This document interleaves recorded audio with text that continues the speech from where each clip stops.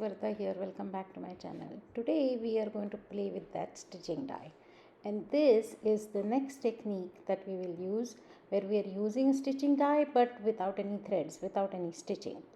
If you look at the things that I have laid out, you should probably guess what this technique is about, and I'm going to show you several different flavors of it, so to say. The technique is just to draw the lines. It cannot get any simpler than that. And for the first one, I'm just keeping it real time, and I was just experimenting here as I always do. And just I took a blue pen, normal pen which I use for writing, and then I used a small scale which was very convenient, because for the life of me I cannot draw a straight line. I don't know about you. If you're good at it, you can just have a go without any tools, but I used I used a scale or ruler, a small one, to help me keep my line straight. One of the things that I learned the way I was doing it here is my scale was going, when I moved my scale, it stepped over the lines that I was drawing. And I realized, although it might be okay with a normal kind of a pen or something, but with something like a gel pen or maybe a paint pen, which we are going to do later, it will smudge, because that ink or that pigment or whatever tends to stay wetter longer on the paper. So you will soon see in this experiment where I will turn my ruler counterclockwise. I will go counterclockwise, so that now when I'm moving my scale, it's going to the empty area and not stepping on the wet areas anymore. What I'm using here is a gel pen. So again, the ink stays wetter longer and it will smudge if I move my ruler over it. So that's why I'm using the counterclockwise method, where I'm drawing a line and then moving opposite, moving away from the line when I draw my next one. And that's the only trick you have to learn. Everything else is just as straightforward as that. I experimented with a white gel pen on blue. Then again, I came back and I finished off the one drawing lines with blue pen on the blue inside stitching part. So another thing about this particular stitching die, you can actually use 3 different layers of it. You can cut the starburst in the middle separately, the outer portion separately, and there is another center kind of a starburst smaller piece. The centermost one, I think, is intended for having like a sentiment or something, so that's why that doesn't have very many lines where you will stitch. Just the outer two have it, and those I have cut out from 4 different colors of cardstock, and I'm just experimenting and playing with different kinds of pens or inks or paints or what have you, to do this particular technique. Just to make sure that I'm not keeping it very boring for you, I just did a little bit of it for the video, and then I sat down, put some of my favorite Chinese drama, and finished it at leisure.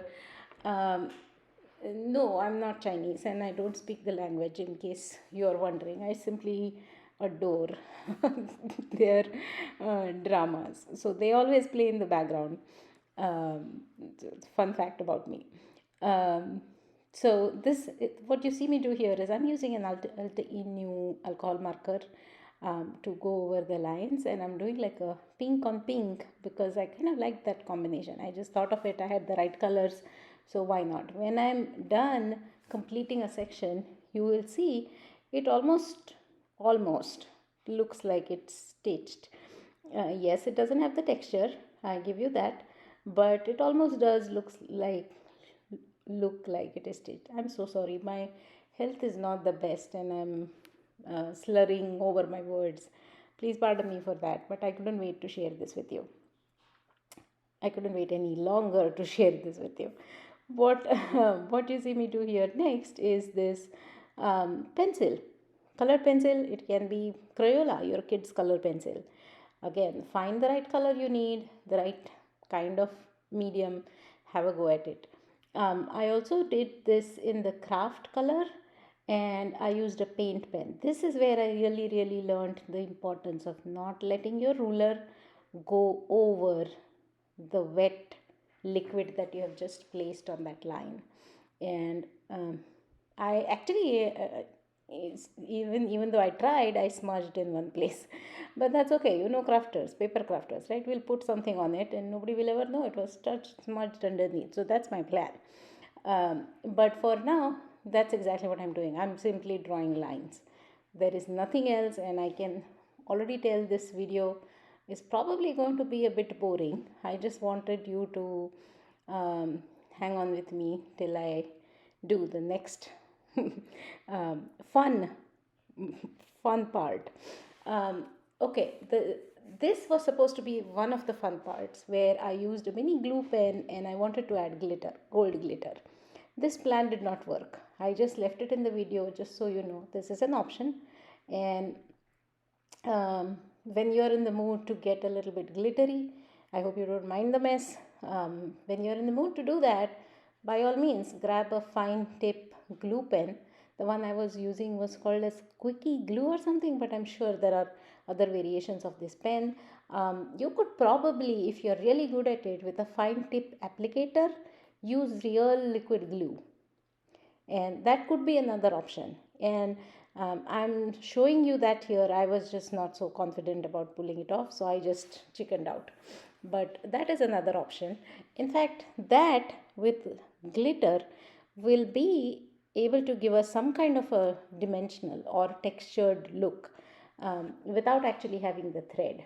So if you have fine glitter, I don't know how much chunky glitter will work because these lines are too close, but if you have fine glitter and if you use glue and just use the glue on the lines, pour glitter on top of it, and then let it dry overnight or whatever, 15 minutes, 20 minutes, whatever takes to finish the drying process, and that's it.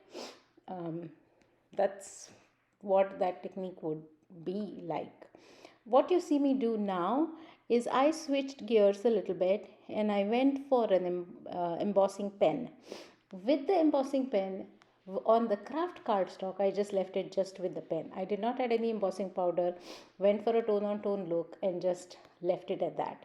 For the next piece here, pink, I wanted to add real embossing powder. So use the pen to draw the line, add fine embossing powder. The trick here is to make sure your ruler as well as any extra paper or anything you have does not have any oil residue, maybe from your hands or something else. It should not have any of those. So what I did was I rubbed the powder tool or the baby powder or whatever that tool is, what you use for embossing, your embossing buddy or whatever. I used it first on the paper and then I used it on the ruler, and then I drew lines with Emboss It pen from Ranger. This pen is very handy. I've used it in so many techniques and I love it. And then I added fine white powder, and I actually wanted to show you the finished look here. I love this one. This has got to be my favorite. Don't tell the others. Okay, that is all I have for you today. Several different flavors of what you can do with just drawing lines, and you can use your stitching dies without having to stitch. If you want to stitch, go for it, but there are alternatives without having to stitch. I hope you enjoyed this idea and I hope you'll give it a try. I'll show you the finished cards in a different video, but for now, enjoy the look at all these finished panels. Happy crafting. Thank you so much for your support of this channel. I'm so grateful. Bye.